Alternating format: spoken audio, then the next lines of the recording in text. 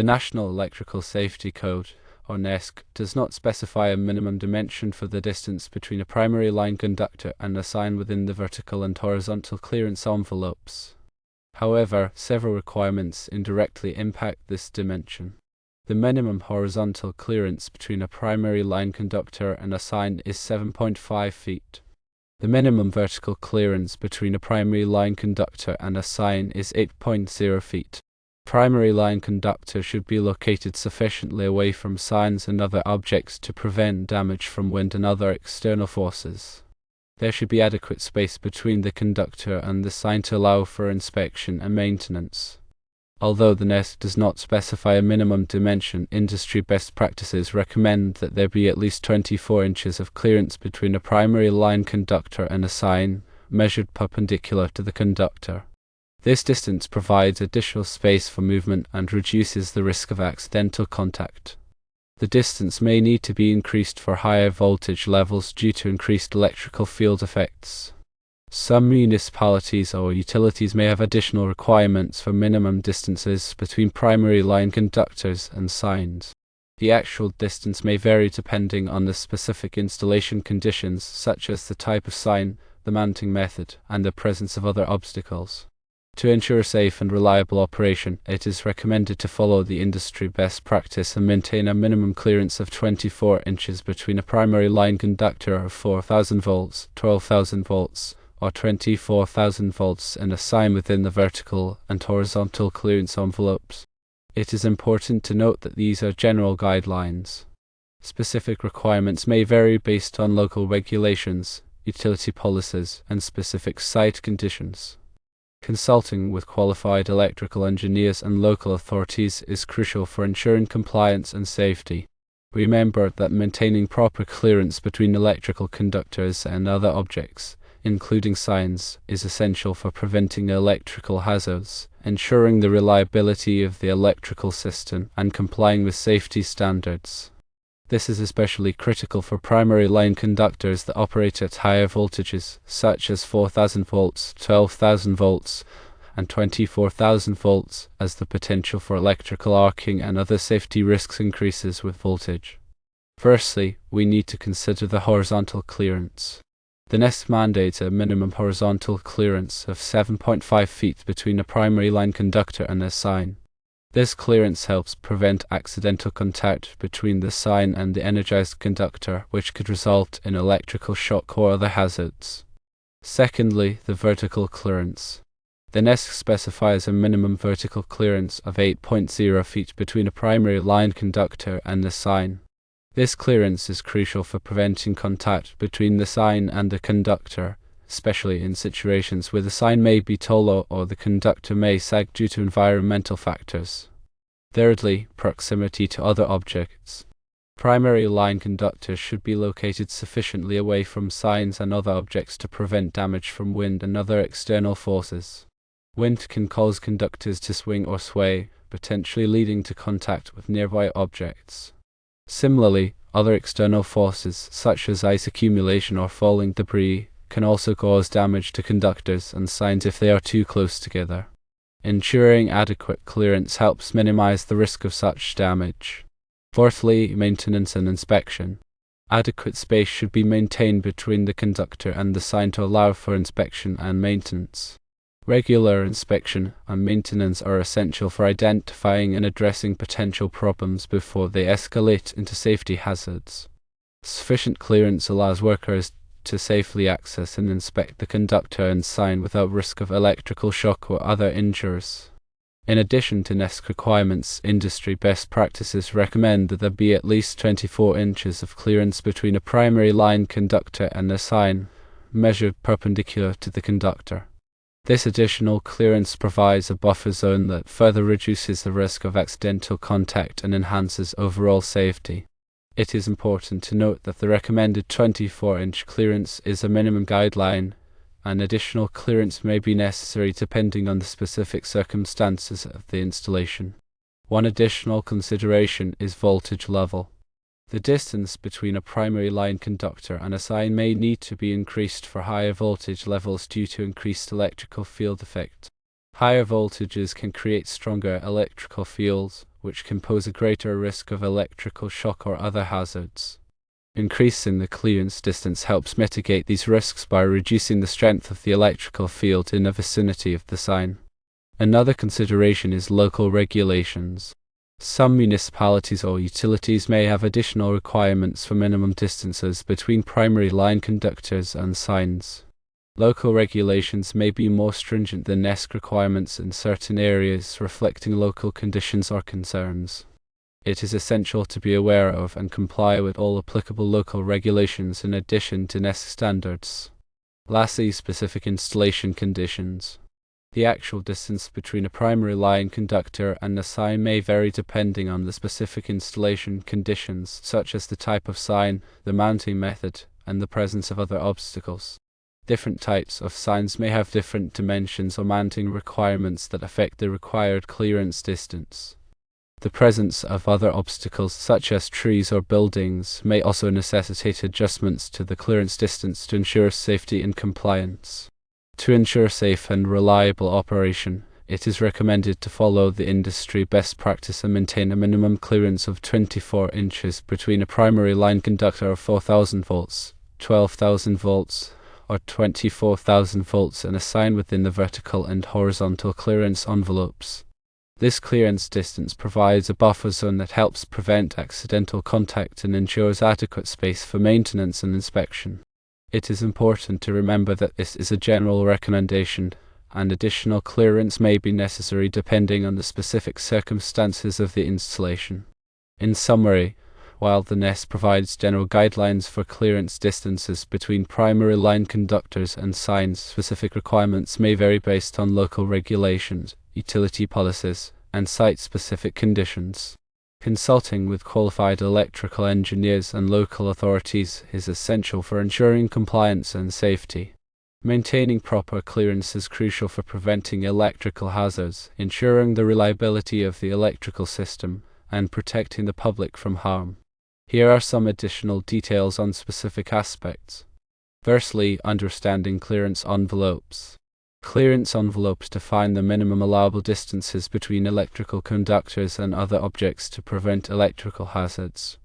These envelopes are established based on factors such as voltage level, conductor size, and environmental conditions. The NESC specifies separate clearance envelopes for horizontal and vertical clearances, as well as for clearances to ground and other objects. Secondly, calculating horizontal clearance. The minimum horizontal clearance between a primary line conductor and a sign is typically measured from the closest point of the conductor to the closest point of the sign.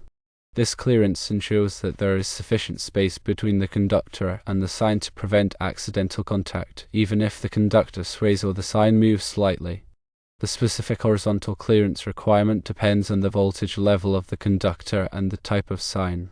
Thirdly, calculating vertical clearance. The minimum vertical clearance between a primary line conductor and a sign is typically measured from the lowest point of the conductor to the highest point of the sign. This clearance ensures that there is sufficient space between the conductor and the sign to prevent contact, even if the conductor sags due to its own weight or environmental factors. The specific vertical clearance requirement depends on the voltage level of the conductor and the type of sign. Fourthly, wind and other forces. Wind can exert significant force on both conductors and signs, causing them to move or sway. If the clearance between a conductor and a sign is too small, wind-induced movement can lead to contact, resulting in electrical hazards or damage to equipment. Other external forces, such as ice accumulation, falling debris, or vehicle collisions, can also pose a risk to the clearance between conductors and signs. It is important to consider these factors when determining the appropriate clearance distance. Fifthly, the importance of maintenance and inspection. Regular inspection and maintenance are essential for ensuring that clearance distances remain adequate over time. Conductors can sag due to aging or environmental factors, while signs can shift or move due to wind or other forces. Regular inspections can identify potential problems before they escalate into safety hazards. Maintenance activities, such as tightening conductors or repositioning signs, can help maintain proper clearance distances. Sixthly, industry best practices. Industry best practices often recommend exceeding the minimum clearance requirements specified in the NESC. This provides an additional margin of safety and reduces the risk of accidental contact. For example, industry best practices may recommend maintaining a minimum clearance of 24 inches between a primary line conductor and a sign, even if the NESC allows for a smaller clearance. Seventhly, voltage level considerations. Higher voltage levels require greater clearance distances to prevent electrical hazards. This is because higher voltages create stronger electrical fields, which can pose a greater risk of electrical shock or other injuries. The NESC specifies different clearance requirements for different voltage levels. Local regulations may also impose additional requirements for higher voltage levels. Eighthly, local regulations and utility requirements. Local regulations and utility requirements may impose additional restrictions on the placement of signs near primary line conductors. These regulations may be based on local conditions or concerns, such as the presence of trees, buildings, or other obstacles. It is important to be aware of and comply with all applicable local regulations and utility requirements. Ninthly, specific installation conditions. The specific installation conditions can also affect the required clearance distance. For example, the type of sign, the mounting method, and the presence of other obstacles can all influence the appropriate clearance. A larger sign may require a greater clearance distance than a smaller sign. Similarly, a sign mounted on a tall pole may require a greater clearance distance than a sign mounted closer to the ground. Tenthly, recommendations for safe operation.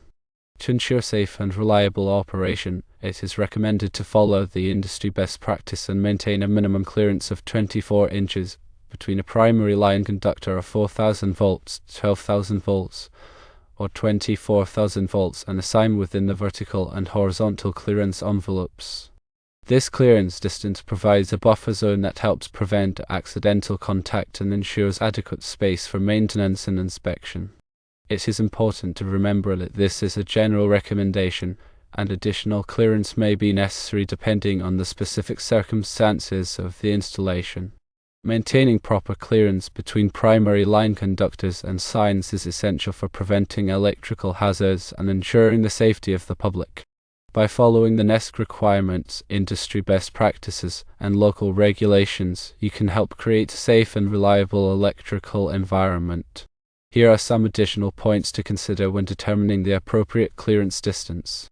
Firstly, consider the material of the sign.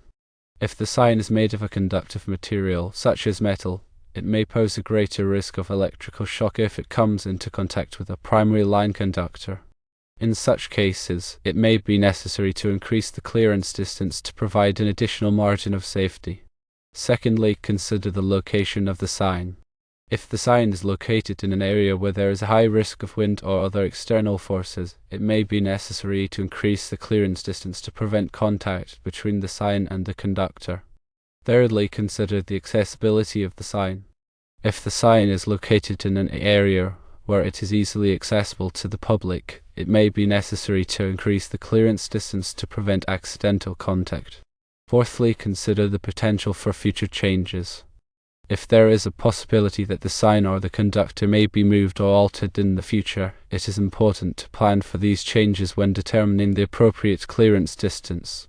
Fifthly, consult with a qualified electrical engineer. If you are unsure about the appropriate clearance distance, it is always best to consult with a qualified electrical engineer who can assess the specific installation conditions and provide guidance on the best course of action. Remember, safety should always be the top priority when working with electrical equipment. By taking the necessary precautions and following the appropriate guidelines, you can help prevent electrical hazards and ensure the safety of yourself and others. Always err on the side of caution when determining clearance distances, and never hesitate to seek professional assistance if you are unsure about any aspect of the installation. Staying informed about the latest safety standards and regulations is crucial for ensuring compliance and preventing accidents. Make sure to regularly review the NESC and other relevant codes to stay up to date on the latest requirement. Additionally, consider attending training courses or workshops to enhance your knowledge and skills in electrical safety. By investing in education and training, you can help create a safer working environment and protect yourself and others from electrical hazards. In conclusion, maintaining proper clearance between primary line conductors and signs is a critical aspect of electrical safety. By understanding the NESC requirements, industry best practices, and local regulations, and by considering the specific installation conditions, you can ensure that the clearance distance is adequate to prevent electrical hazards and ensure the safety of the public. Always prioritize safety and seek professional assistance when needed.